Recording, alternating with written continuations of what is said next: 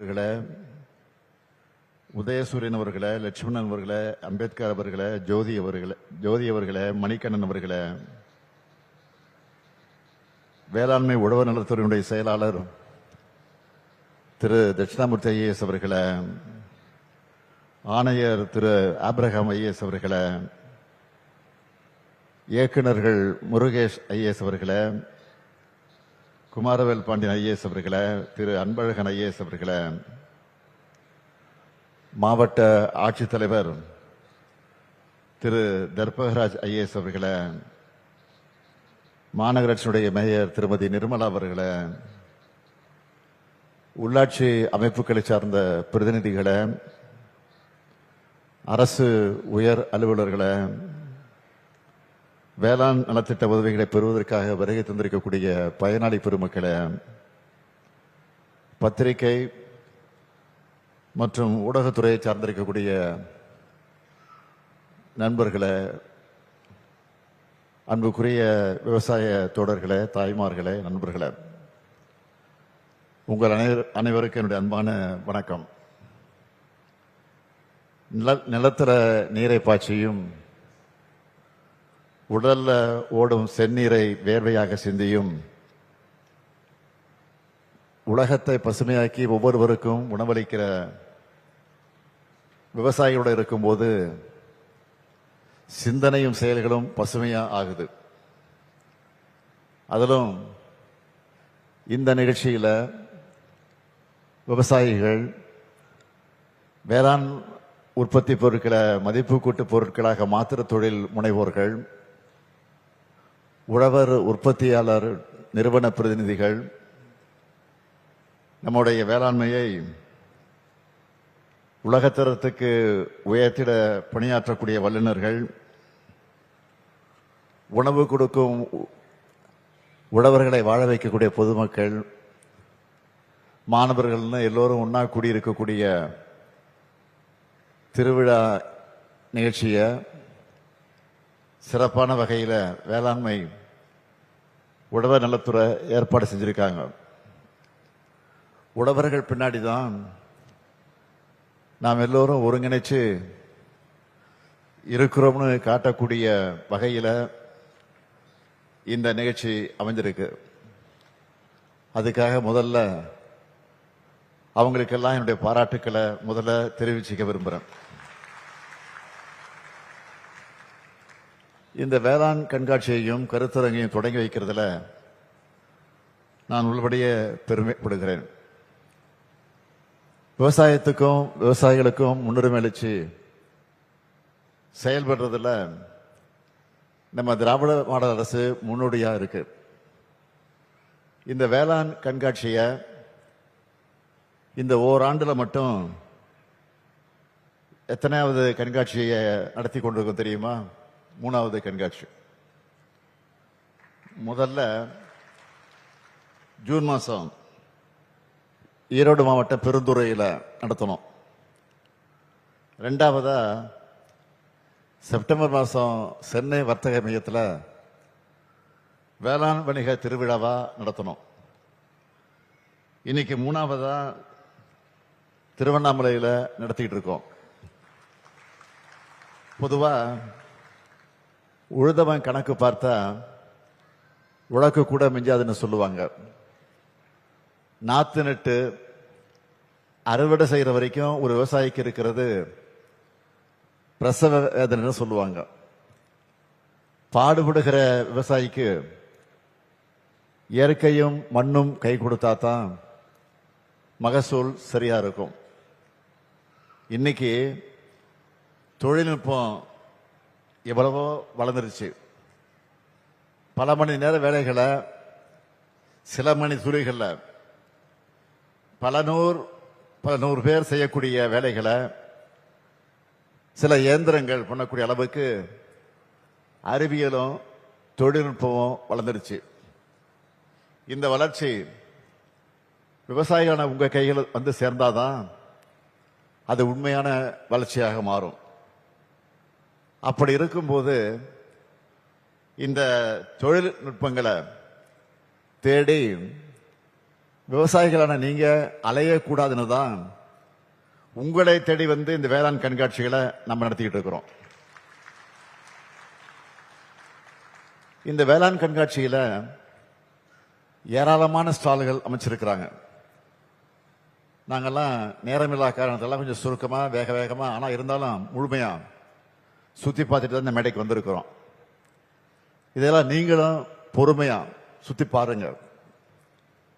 உயர் விளைச்சல் தரக்கூடிய புதிய பயிர் ரகங்கள், நவீன தொழில்நுட்பங்கள், புதிய கண்டுபிடிப்புகள், வேளாண் இயந்திரங்கள் மற்றும் கருவிகள், அறுவடைக்கு பிறகு தேவைப்படக்கூடிய மேலாண்மை நுட்பங்கள், மதிப்பு கூட்டு நுட்பங்கள், வேளாண்மையில மின்னணு தொழில்நுட்பங்கள், சந்தைப்படுத்தும் நுட்பங்கள், உயிர்ம மற்றும் இயற்கை வேளாண்மை, உணவு பதப்படுத்துதல், கால்நடை மற்றும் மீன் வளர்ப்பு நுட்பங்கள், பயிர்க்கடன், பயிர் காப்பீடு, வேளாண் ஏற்றுமதினு ஏராளமான விஷயங்களை பற்றி நீங்க இங்க தெரிஞ்சுக்கலாம்.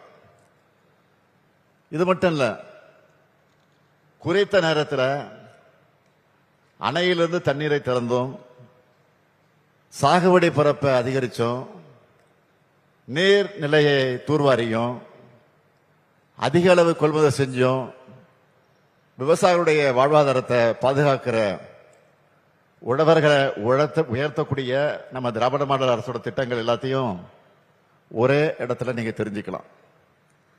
சரி, கண்காட்சி வச்சுட்டா மட்டும் போதுமா? இதையெல்லாம் எளிமையா புரிகிற மாதிரி விளக்கி சொல்லி இதையெல்லாம் விவசாயிகள் பயன்படுத்திக்க ஊக்கப்படுத்த வேண்டாமா? அதுக்காகத்தான் 13 தலைப்புகள்ல வேளாண் விஞ்ஞானிகள் மற்றும் விவசாயிகளுக்கான கலந்துரையாடலும் ஏற்பாடு செஞ்சிருக்கிறோம்.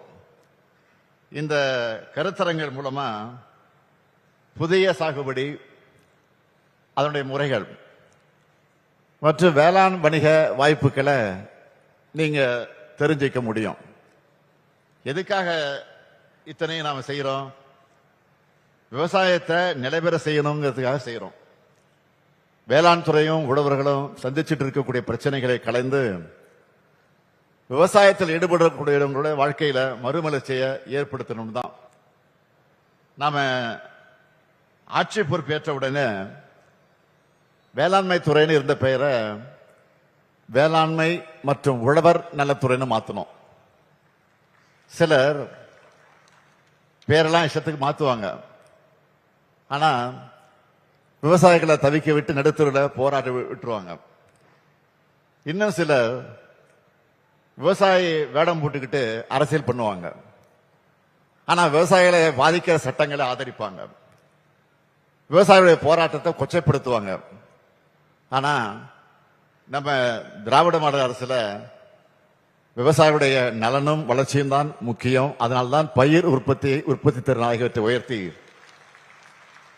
விவசாயிகளுடைய வருமானத்தை அதிகரிக்க வேண்டும் என்று நினைச்சோம்.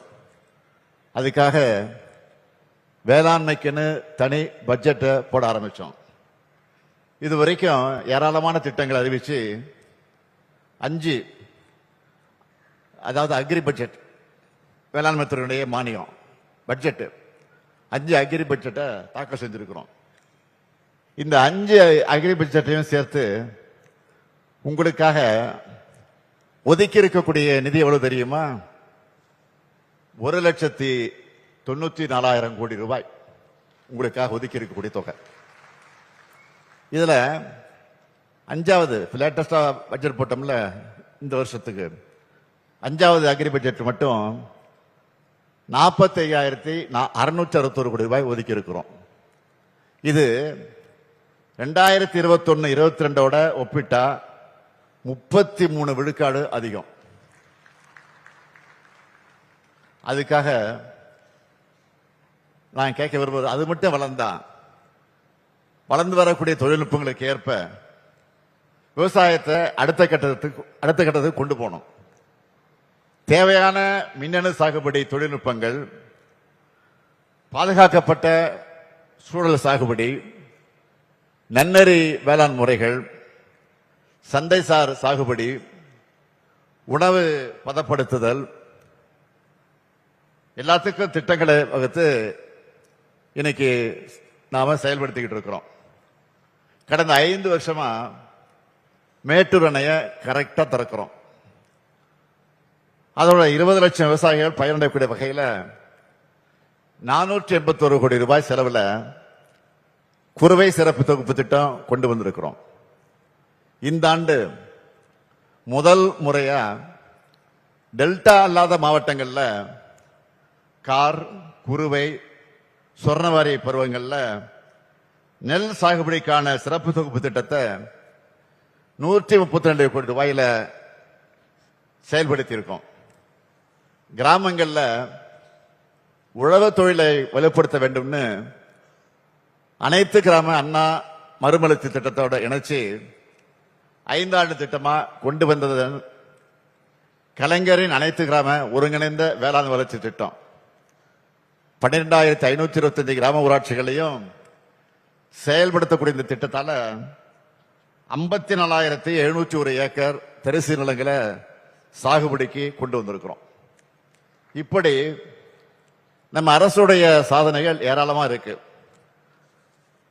ஹைலைட்ஸா இன்னும் சிலவற்றை மட்டும் நான் சொல்லணும்னா, விவசாயியுடைய நலனையும் காக்கணும், மக்களுக்கு தரமான உணவு கிடைக்கிறதையும் உறுதி செய்யணும்னு பாரம்பரிய வேளாண் சாகுபடிக்கு முக்கியத்துவம் அளிச்சு 320 கோடி ரூபாய் நிதி ஒதுக்கீட்டில் 27 லட்சம் விவசாயிகள் பயனடையக்கூடிய வகையில் மண்ணுயிர் காத்து மண்ணுயிர் காப்போம் திட்டத்தை செயல்படுத்திக்கிட்டு இருக்கோம். விவசாயிகள் தங்களுடைய நிலத்தை பற்றி அறிந்து உரமிடணும்.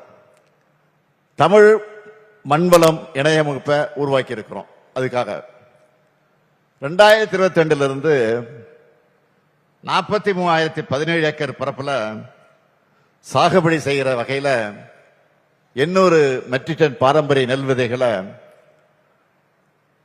67,651 விவசாயிகளுக்கு விநியோகம் செஞ்சிருக்கிறோம்.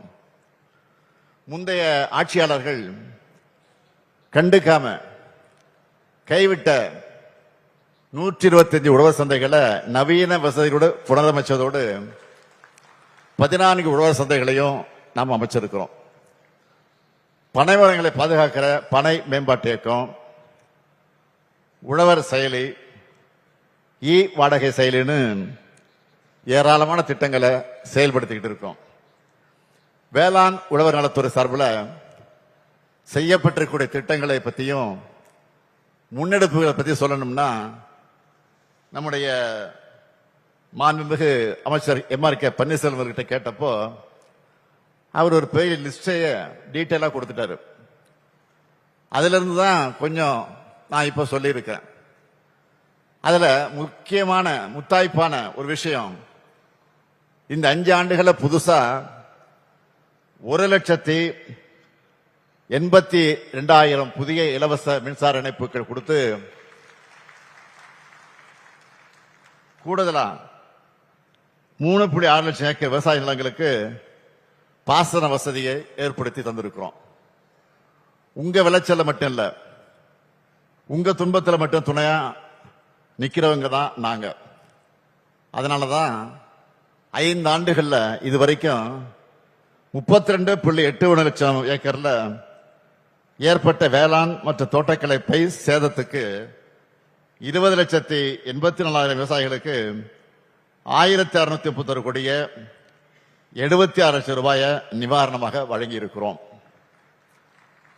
முக்கியமா 2024-25 ஆண்டு வடகிழக்கு பருவமழை மற்றும் ஜனவரி மாதம் பெஞ்ச பருவம் தவறிய மழையால் பாதிக்கப்பட்ட 5.6 லட்சம் ஏக்கருக்கு நிவாரண தொகையா 289 கோடியே 63 லட்சம் ரூபாய 3,60,000 விவசாயிகளுக்கு மாநில பேரிடர் நிவாரண நிதியிலிருந்து வழங்கணும்னு 23ஆம் தேதி நான் உத்தரவிட்டுத்தான் நான் இந்த மாவட்ட நிகழ்ச்சிக்கு வந்திருக்கிறேன். அதோட இந்த ஆண்டு கனமழையால் ஏற்பட்டுள்ள பயிர் சேதங்களுக்கு விரைவில் நிவாரண உதவித்தொகை வழங்க நடவடிக்கை எடுத்துக்கிட்டு இருக்கோம் என்பதையும் உங்களுக்கு தெரிவிச்சுக்கிறேன். இப்படி உழவர் பெருமக்களுடைய நலனை பாதுகாக்கவும் வேளாண் உற்பத்தியை அதிகரிக்கவும் உங்களுடைய விளைபொருட்களை சந்தைப்படுத்தவும் என்றைக்கு நம்ம திராவிட மாடல் அரசு உங்களுக்கு துணையா இருக்கும். அது மட்டும் இல்ல, இந்த நிகழ்ச்சிக்கு வந்துட்டு இந்த மாவட்ட விவசாயிகளுக்கு அறிவிப்பு வழங்காம நான் போயிட முடியுமா? முடியாது. நீங்களே நினைப்பீங்க, அரசு விழாக்கு தொடர்ந்து போயிட்டு இருக்கிறான், ஒவ்வொரு அரசு விழாவிலையும் அறிவிச்சுக்கிட்டு இருக்கிறான். அதனால விவசாயிகளுடைய கண்காட்சி இங்கே மாபெரும் விழாவாக நடக்குது, மாநாடு போல நடக்குது. இங்கேயும் நிச்சயம் அறிவிக்க வேண்டும் தான் நினைச்சிட்டு வந்திருப்பீங்க. அதுக்காக ஒரு அறிவிப்பை இங்க அறிவிக்க நான் விரும்புறேன். திருவண்ணாமலை விற்பனை குழுவில் வாடகை கட்டடத்தில் இயங்கி வரக்கூடிய பெரணமல்லூர் ஒழுங்குமுறை விற்பனை கூடத்துக்கு புதுசா 500 மெட்ரிக் டன் கொண்ட சிறப்பு கிடங்கு, அலுவலகத்துடன் கூடிய பரிவர்த்தனை கூடம் மற்றும் விவசாயிகளுடைய ஓய்வெற 3 கோடி ரூபாய் மதிப்பில் நிறுவப்படும். வேளாண் விளைபொருட்களை உலர்த்தி சுத்தப்படுத்தி விற்பனை செய்ய ஏதுவா திருவண்ணாமலை விற்பனை குழு கட்டுப்பாட்டில் செயல்படும் சேத்துப்பட்டு, போலூர் மற்றும் வந்தவாசி ஆகிய ஒழுங்குமுறை விற்பனை கூடங்களில் 1 கோடி ரூபாய் மதிப்பீட்டில் புதிய உலர்கலங்கள் அமைக்கப்படும். இந்த கண்காட்சியும் உலக வளர்ச்சிக்கு உதவியா இருக்கும். நம்ம ஆட்சியுடைய திட்டங்களுக்கு சாட்சிதான் இத்தகைய கண்காட்சி. எனவே இந்த கண்காட்சியில பார்க்கிற பயனுள்ள தகவல்களை, தொழில்நுட்பங்களை விவசாயிகளான நீங்க சிறப்பா பயன்படுத்தி அதிக விளைச்சலையும் விலையும் பெற்று முகத்திலையும் உள்ளத்திலையும் புன்சிரிப்போடு வாழணும் வாழ்த்தி உங்களுக்காக திராவிட மாடல் அரசு இருக்கு. ஏன் இந்த முத்துவேல் கருணாநிதி ஸ்டாலின் இருக்கேன் என்ற உறுதியளித்து விடைபெறுகிறேன். நன்றி, வணக்கம்.